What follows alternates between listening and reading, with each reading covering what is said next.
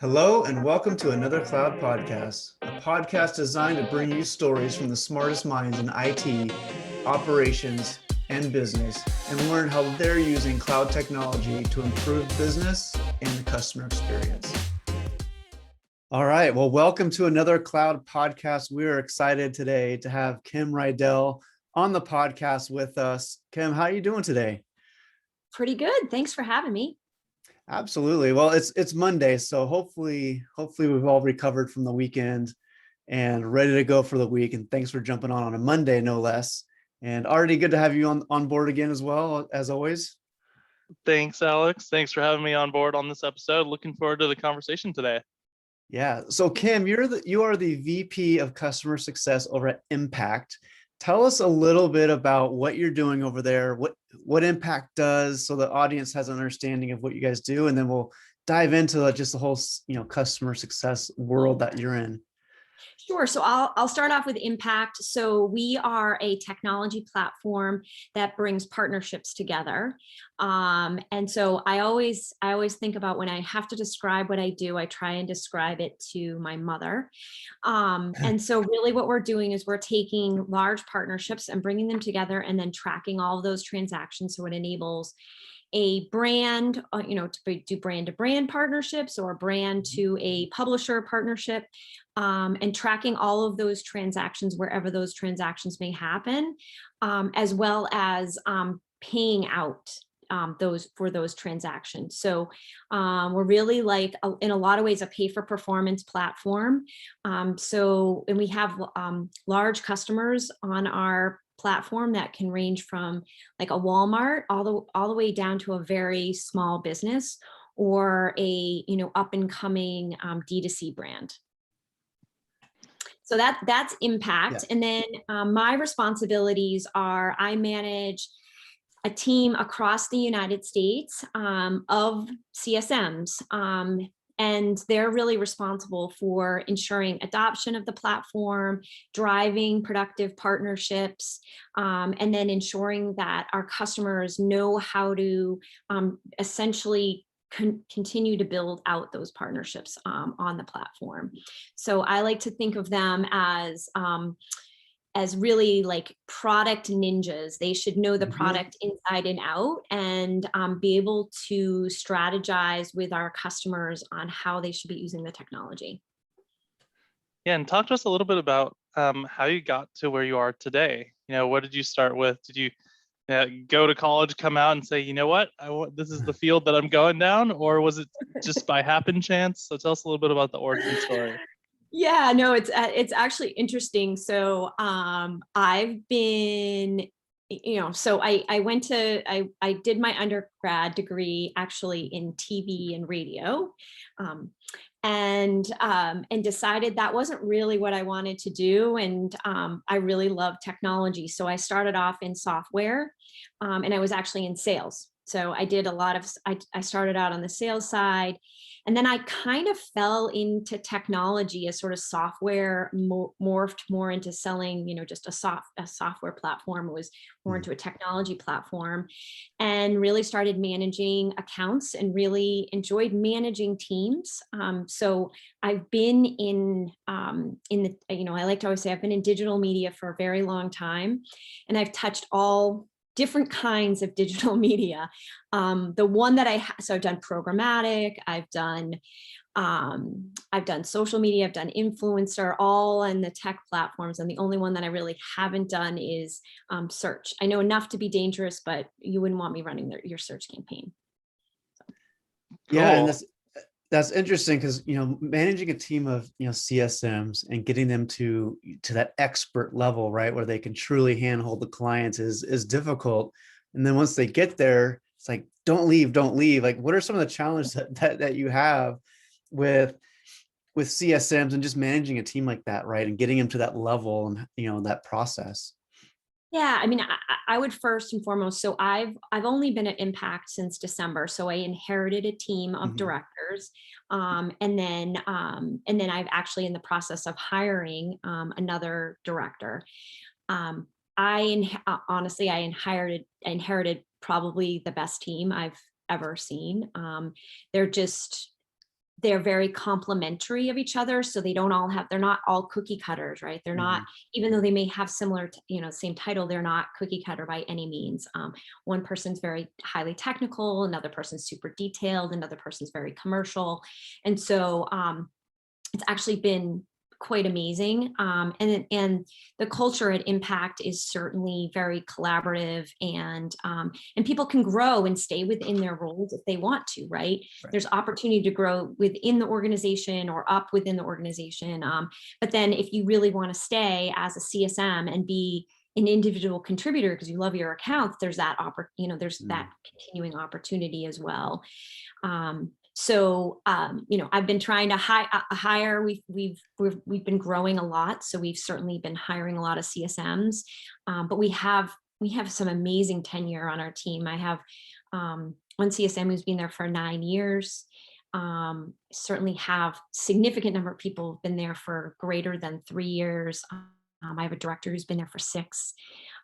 So people come because they love the technology, and then they stay because they like because they like the collaborative nature of the organization and the growth opportunities.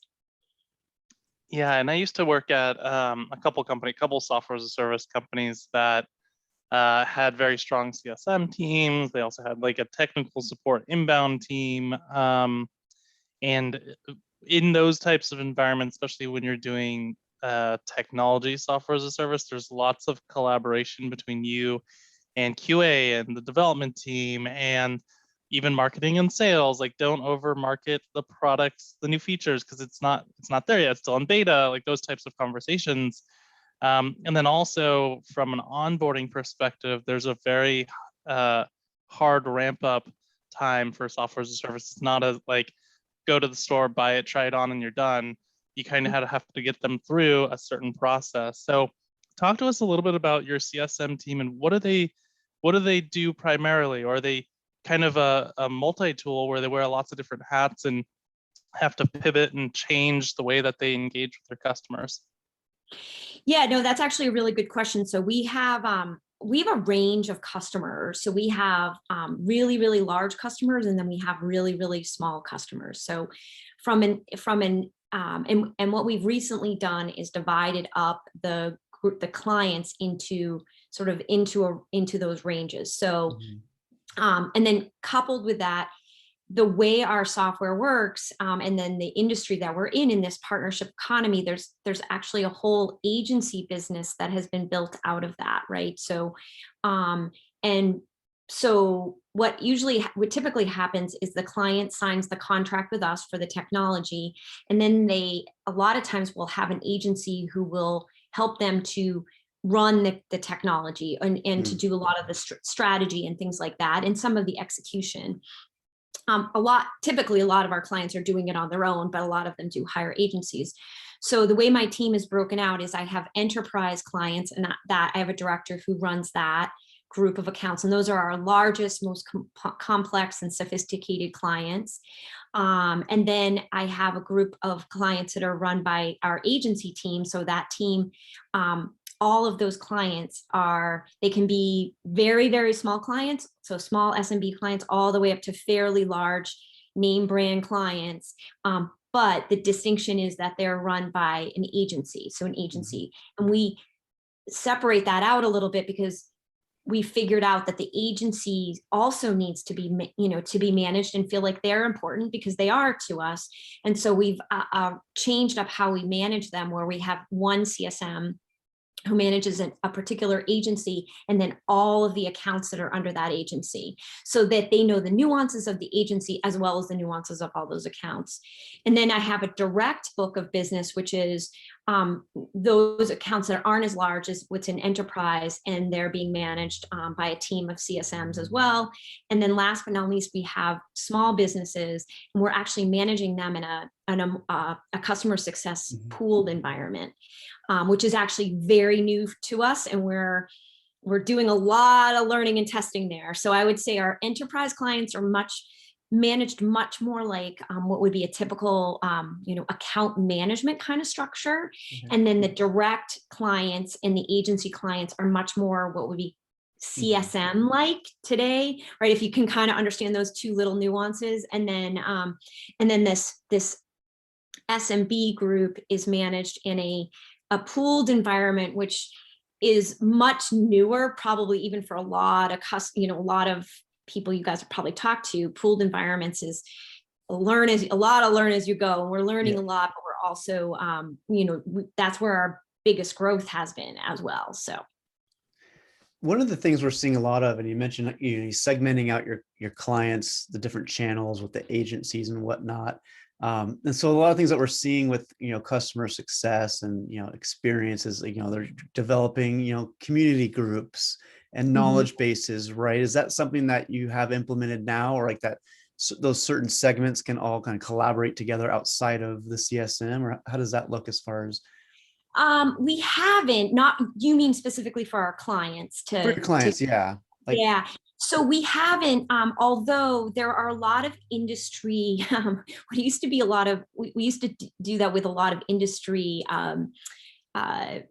trade shows and things like that. So that used to be, and obviously with COVID, no one's going anywhere. Although I did just find out that there is a trade show that's happening in July. And I found out today, and I actually said to one of my peers who messaged me about it, I want to go. I've said I've never said I wanted to go to a trade show more than I want to go to this one. But that's really where a lot of times our customers get together. And then we have historically had similar events for all of our clients so that they can interact and get together though. But I do like that idea of having like a forum where they can interact that's outside of us. Right. And I don't think not that I've seen that there's Facebook groups and things like that, but nothing that's been super formalized. Yeah. And I was going to say for all the listeners, July 2021, by the way, because people might think, oh, this was recorded in 2020, but 2021. Yeah, we, Alex, you and I have potentially a conference to go to in July as well, if it still sticks on the calendar, but we're excited to see people face to face. Alex, I'll turn it over to you. You had something. Yeah, no.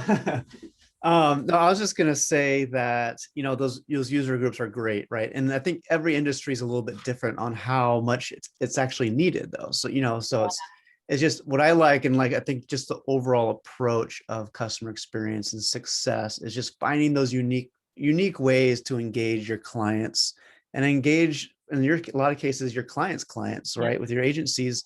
So it's a great way. What are some unique ways that you guys are just creating that experience for the agencies or your clients that maybe you didn't have at your last job, or some new things that came out that are the hot trend? Yeah, I mean, I think from a hot trend perspective, for us, we're all about building partnerships. And so, that's what our technology enables, and trying to continue to build those partnerships. And what we're especially over the past year is really, how do we do that? Not just what used to be traditional partnerships, which was a publisher and an advertiser. Right now we're seeing, brands who want to connect together, and they want, when in the past they would do that sort of offline, and they would build these sort of complex partnerships. And now they're looking at it as, hey, I can have sort of a complex partnership, but why wouldn't I make this an easy, now that the technology is there for me to build these less complex partnerships and be able to see, how are these transactions happening with, we've seen over the past year a huge drive towards everybody is online. I mean,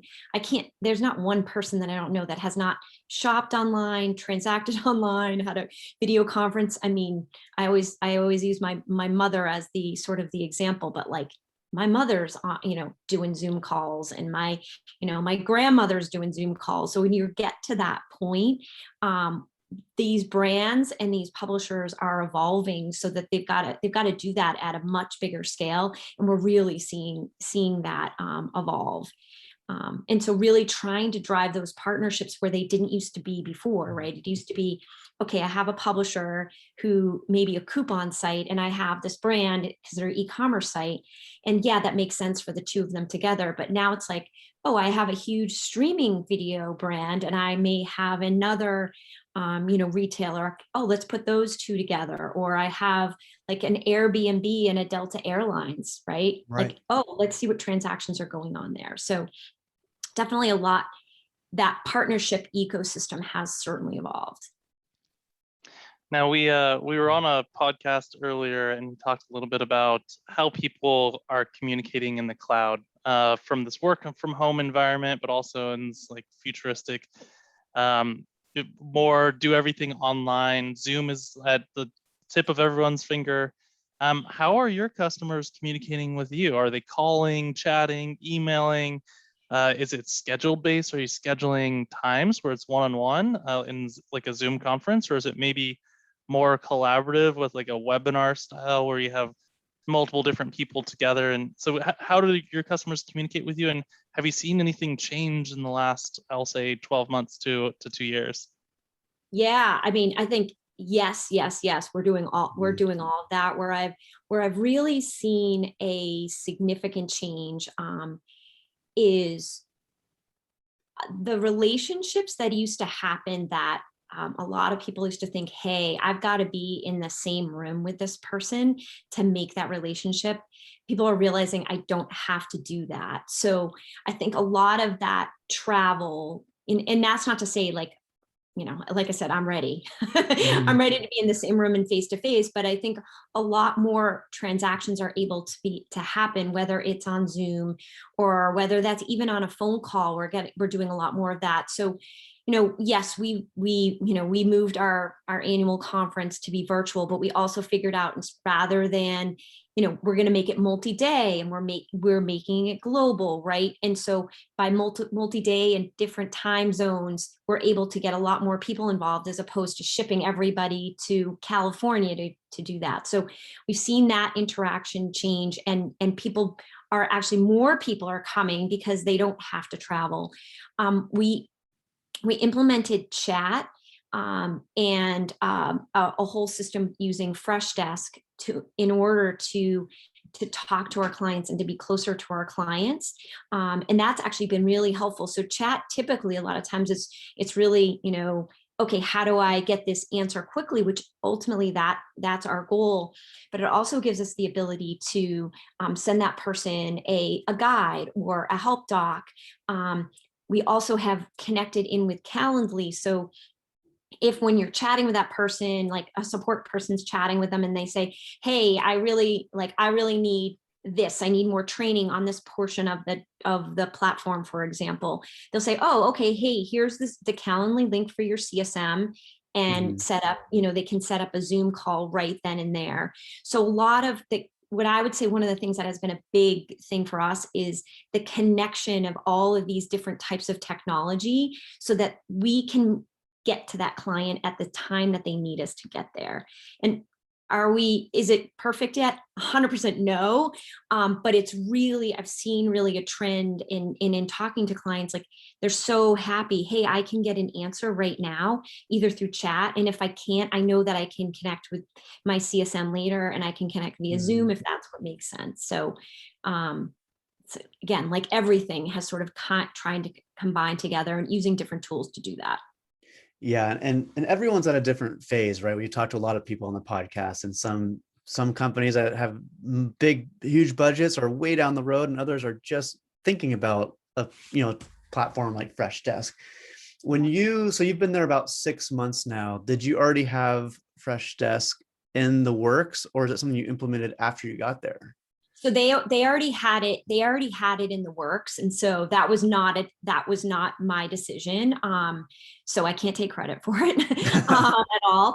But I do think it was one of the best decisions. It's just having a system. The thing I like the most about it, and it doesn't matter whether it's Freshdesk. I'm not here to promote Freshdesk. It could be any sort of ticketing or chatting system. Is the ability for everyone to be able to see what's going on. And that to me has moved our client success forward. So in the past, which would typically happen is the client would have a problem. They would reach out to the CSM. They would email the CSM, and then the CSM would have to triage what that problem is. They may get support involved and then support would look at it. That would be another email. It may be a ticket in our Jira ticketing system, but what ultimately ended up happening, it would be series of emails that would be going on.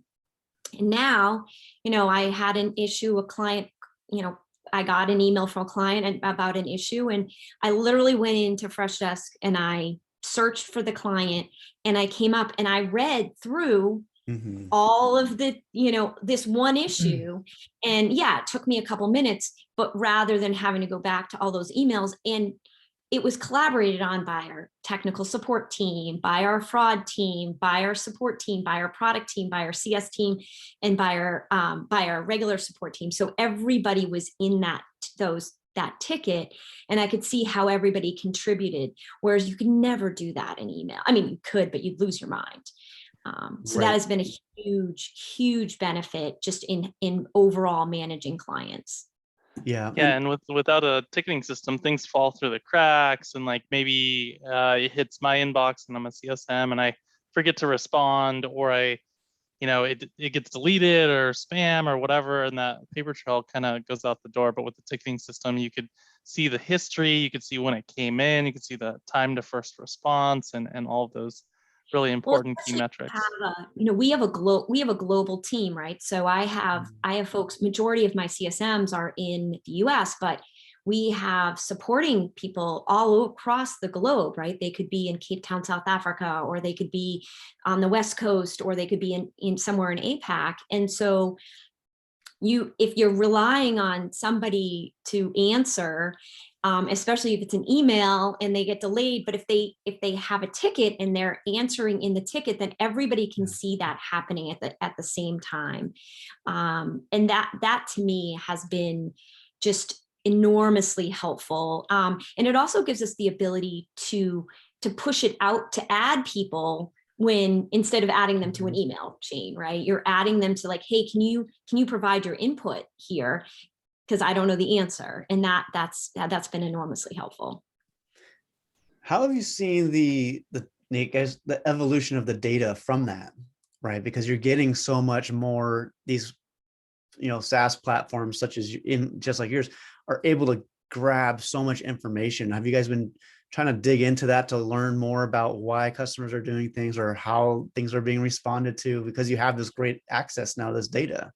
Yeah, it's actually been interesting. So there's a couple different data sources that we use. So obviously talking about Freshdesk, I work very closely with the woman Snehal, who runs our support and tech support group. She's a VP of engineering, and she has been really tracking what's our our time to respond, our response times, are we hitting certain SLAs and all of that, and then looking at it as how many more people does she need to add, right?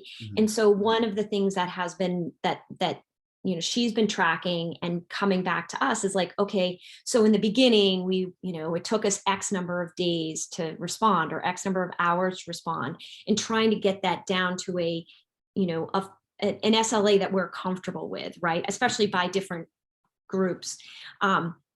So that data we are certainly using, and then we're trying to use it also in customer success, because especially in that success pool that I was talking about, with that team, we're also managing and talking to clients.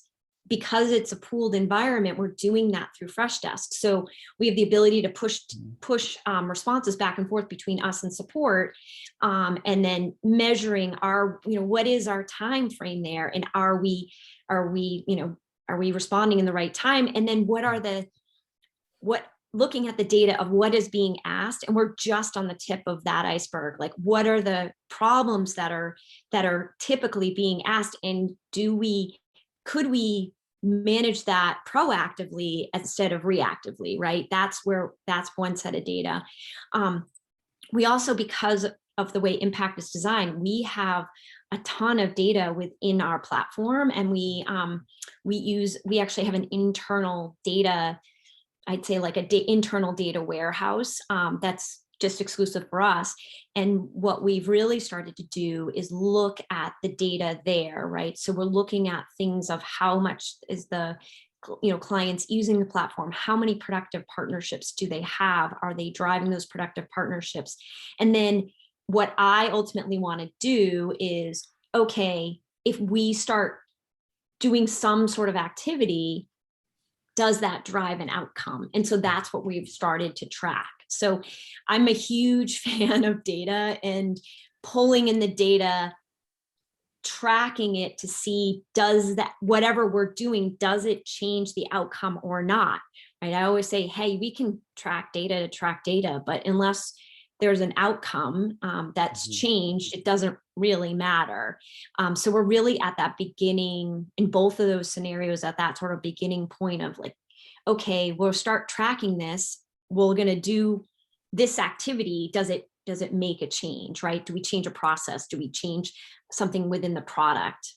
It's actually really kind of, for me, it's super exciting, but I'm a little bit of a data geek, so. That's good. I love it. And so drilling a little bit more into customer experience. So we've had a couple of CX professionals on the podcast, and they have, the technology and they have the process and the people, but in reality, you also need some sort of strategy, some customer experience or customer journey mapping goal for the team to go towards. Is there something that you guys have there? Is there a secret sauce? There's any tips and tricks, or is there anything that you have done in the past to create kind of a better experience for your customers? So I'm going to do a huge plug for my my colleague Ashley Parducci, who she recently was just promoted into a totally new role that we did not have at Impact, which is VP of Customer Experience. So a lot of what I'm working that Ashley and I work on together is to ensure that from onboarding all the way through, that experience is consistent. We've done, that it's probably all for a whole another podcast of what we've done, because we used to be very siloed. We used to have onboarding, and then there was customer success, and then the support was separate. And Ashley is certainly of the believer that we need to make sure that customer experience is consistent. Yep. I sort of joke that a lot of times what we used to do is we'd have we bring them through onboarding, and then we drop them off the conveyor belt, and then we try and pick them back up. And certainly that is not the experience we want to have. And so we have been changing that, and she has been key in that, but it is working across all departments, right? Customer experience certainly is, from making that sale to onboarding to marketing to continuing in that with customer success to support to technical support. So we really, one of her biggest things is trying to make sure that message and the way we're bringing customers through the entire experience is consistent. So she's probably the next one you should have on your podcast. We should have had her on with us. Yeah, we should have had her on today. I love the conveyor belt analogy. Yeah. The one I've heard before is you're a tour guide and you're walking them into a forest, and then you just leave them right before it gets dark. Like, all right, see you later. Enjoy that's like forest. Sales. Yeah, that's sales. Sales does a great job, and then they're like, here you go. Here are all the promises we promise. Go make it happen. Yeah, I think our sales department I think they do a really good job of demonstrating the pros and of our platform. Yeah. And I think that I don't feel like we have that experience is bad by any means. I think we actually do a pretty good job there. I just think we want to be a lot more consistent, and again, we're bringing on our large clients understand it because they've been in this partnership economy for a long time. It's our smaller clients where this is new that I think we have inconsistencies on how we're working with them. So we want to make that, that experience much better.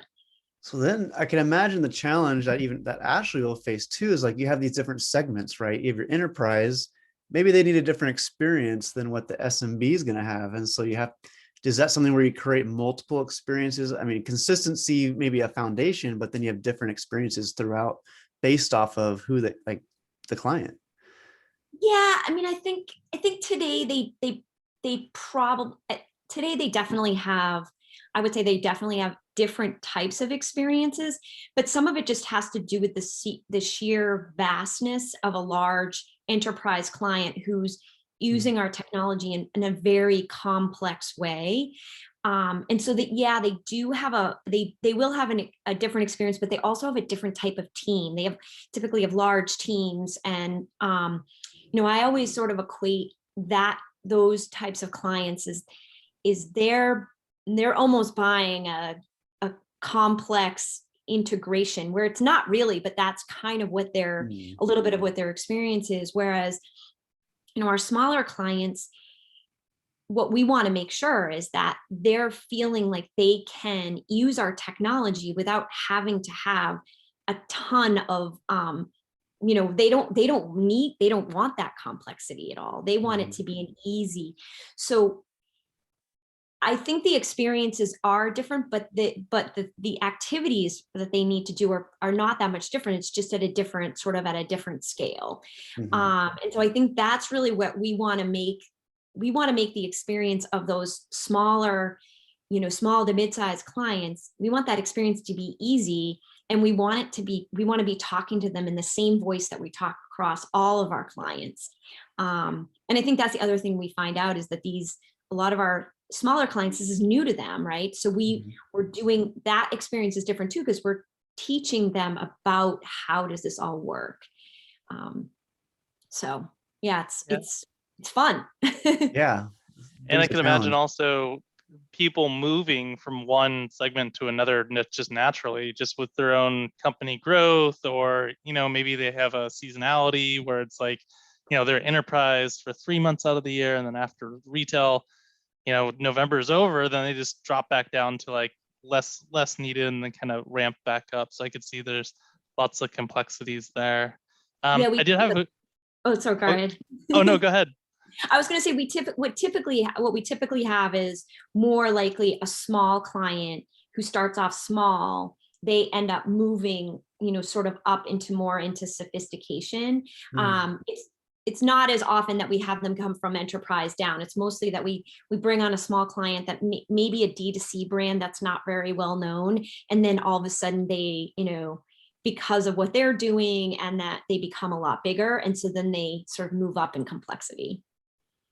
Yeah, very common. And also it shows how much value and worth that you're bringing to them if you could help them grow their business naturally and organically. That's really amazing. I had a question about the transition to work from home. I know it's obviously impactful on the employee side, having to work from home and be a CSM, although you guys, it sounds like your team probably already was there. So that's kind of my first question is, was there a big transition to enable them? But then the second question is, were there any trends that your customers, because your customers are now working from home or not going into the office, so are people contacting you across different channels, or are they interacting with you in different ways that you didn't forecast? Because none of us could predict that everyone would be in this work from home environment. Yeah, so we weren't really, we had more clusters of employees in different locations. So we had, a significant number of CSMs in Santa Barbara, California. We had folks in in a New York office. We had other offices scattered. We had a small Seattle office, a small Columbus office, and then we have folks in Cape Town, South Africa. So a lot of people were sort of clustered to one office or another. But what I would say that I noticed, because although I came on full time in December, I was helping out earlier than that, is that I think it actually brought the team, when they moved out into their houses, it brought them sort of together, because it forced what I saw as two things. One is it helped out some of those offices that felt like they were on an island or like remote, right? Like I think it helped out our Cape Town office because we had to create processes, and it wasn't about, hey, just go ask so-and-so who sits next to you. It was, hey, you're either going to have to Slack someone or we're going to have to create a process for that. And that is one thing that I'm a true believer on, is like, okay, if you have to Slack multiple times, we've got to create a process, and let's put that on Confluence so everybody can access it. So I think there was that. And then there was what I call that there were a lot managers who were used to sort of that management by walking around, like, oh, okay, well, they're at their desk and they're doing a good job, or I'll notice that they're struggling. And now a lot of those managers, I've seen huge strides out of these managers who are like, okay, now I'm reaching out more often to people. I'm having one-on-ones with these people who are all remote, and it's actually building up their management skills, and they're able to see things that they probably didn't see before, even though the person was right next to them, right? Because they're asking the right questions. So I really felt like that sort of, grew out of COVID. I think from our clients' perspective, I'm still always, it's always interesting to me on Zoom calls. Like, when we used to do QBRs, and we'd fly to wherever, right? We'd fly to Seattle, and we've got 5 people in the room, and we're all there, and we're all having, like we go out to dinner and all these kinds of things. And we engage in these QBRs, and now, I'm seeing, I think we transitioned to Zoom, and early on people were really engaged. I'm finding now that, sometimes you do QBRs and people don't turn the cameras on anymore. So I think that's sort of, to me, is sort of the negative that has sort of come out of it, is I think there's so much of that, but the positive of it is that you are able to bring in more people into some of those calls when you wouldn't have, you wouldn't fly 6 people across the country, or they wouldn't either, right? Like they wouldn't necessarily bring all those people. So, that's kind of the pros and cons. I do find that people are reaching out more in email. I get a lot of clients who are not reaching out to me on LinkedIn, which never used to happen in the past. I think it's like, okay, I gotta find someone to help me, and so I'm going to reach out on LinkedIn.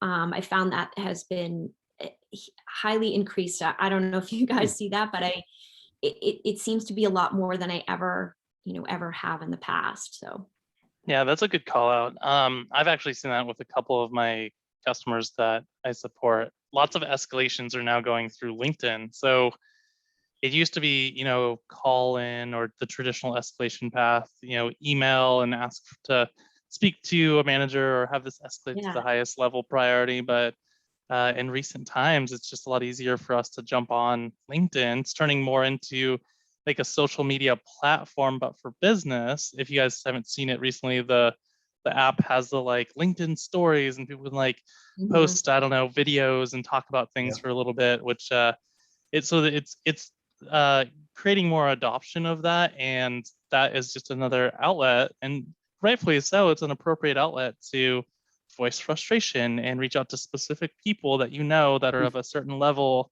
of the company that you interact with, so that you could get the right attention to it. So definitely interesting as a support channel, new and emerging. For sure. So Alex and I like to ask a question at the end, because I know we're coming close to the end.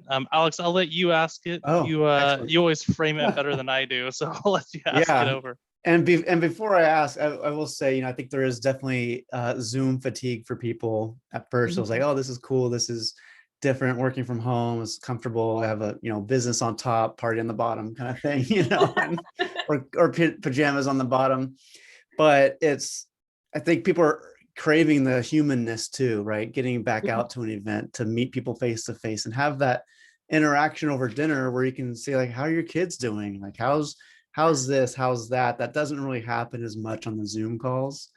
So I think we're all looking forward to, as a hybrid model. I think that's what's ultimately going to come down to: hybrid work from home, hybrid going to the office, events, all that kind of stuff. But anyways, to ask the question. So the question we love to ask is about your own experience with the brand.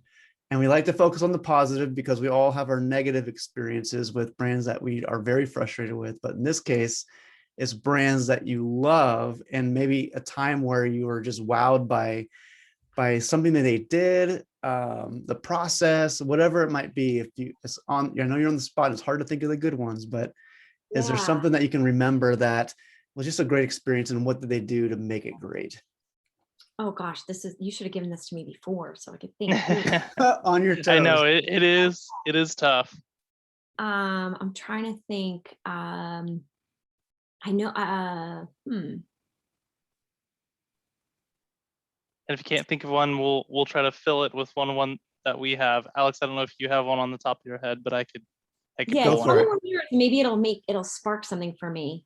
Yeah, so we were, my wife just had her 30th birthday, and she's going through Instagram, and you know how there's ads to buy things on Instagram, and she and I have never really shopped through Instagram. We've never like fell for the bait or whatever that is, but she did hire, or she didn't hire, she bought something through Instagram and it got shipped and delivered within, you know, a day or two. It's one of those at home boxes that you get all the food and then the recipes and all that stuff. And the good experience was that it showed up extremely quickly.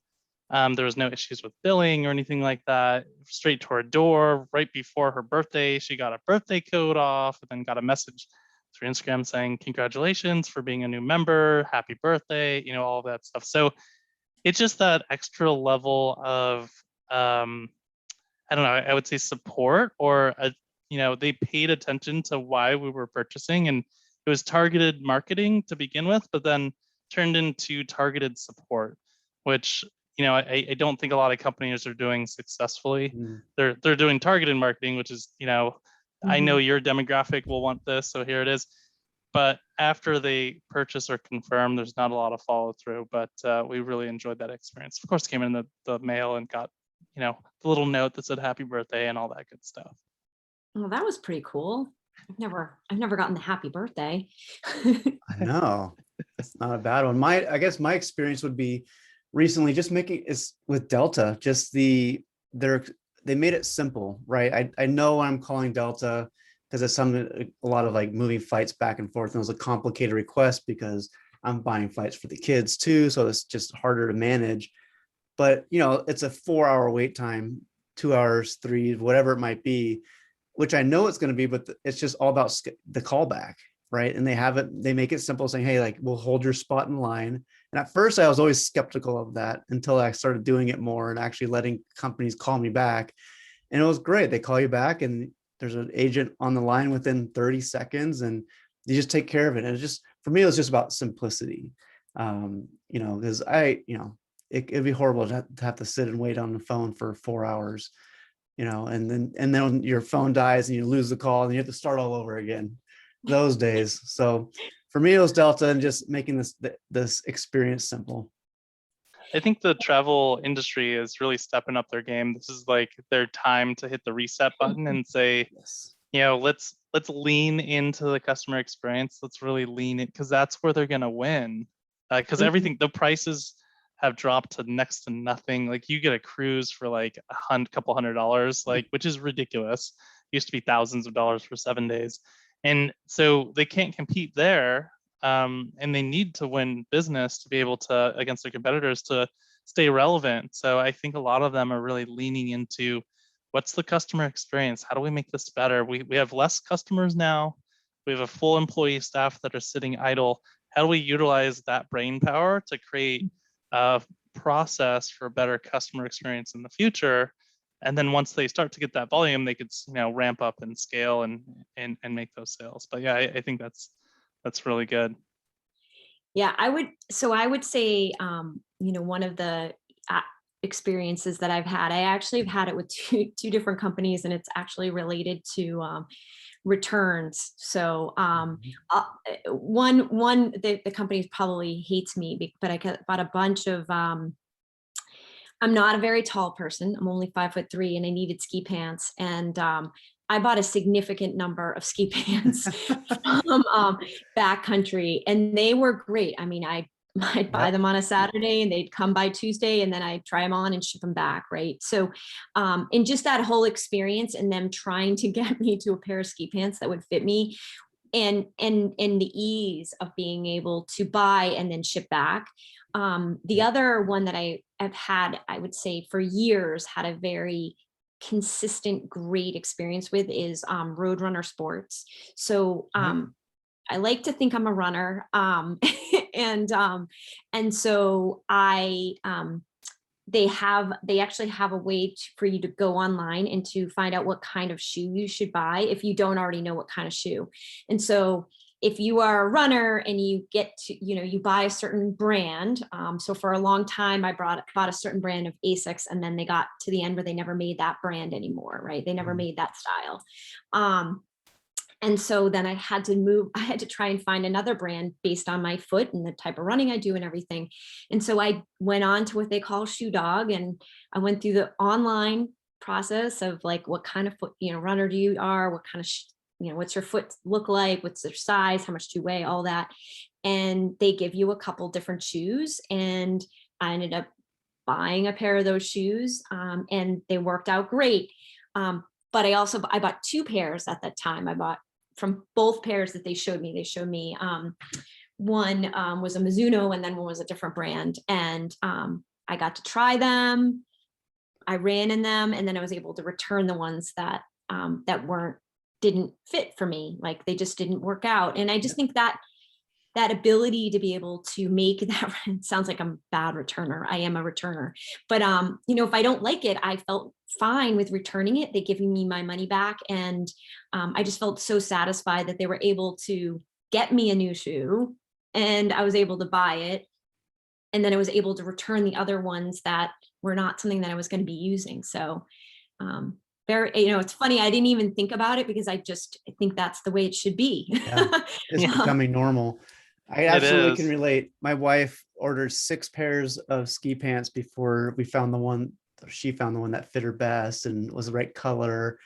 And it was, but I felt kind of awkward going back to REI with 5 pairs of pants to the return line. It's just like, it's all good though. But that makes it simple, right? You have your own private dressing room at home, and you make it work. But yeah.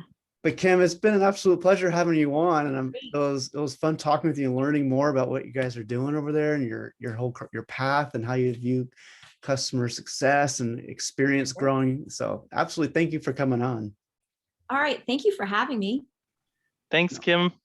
Well, that wraps up the show for today. Thanks for joining, and don't forget to join us next week as we bring another guest in to talk about the trends around cloud contact center and customer experience. Also, you can find us at adleradvisors.com, LinkedIn, or your favorite podcast platform. We'll see you next week on another Cloud Podcast.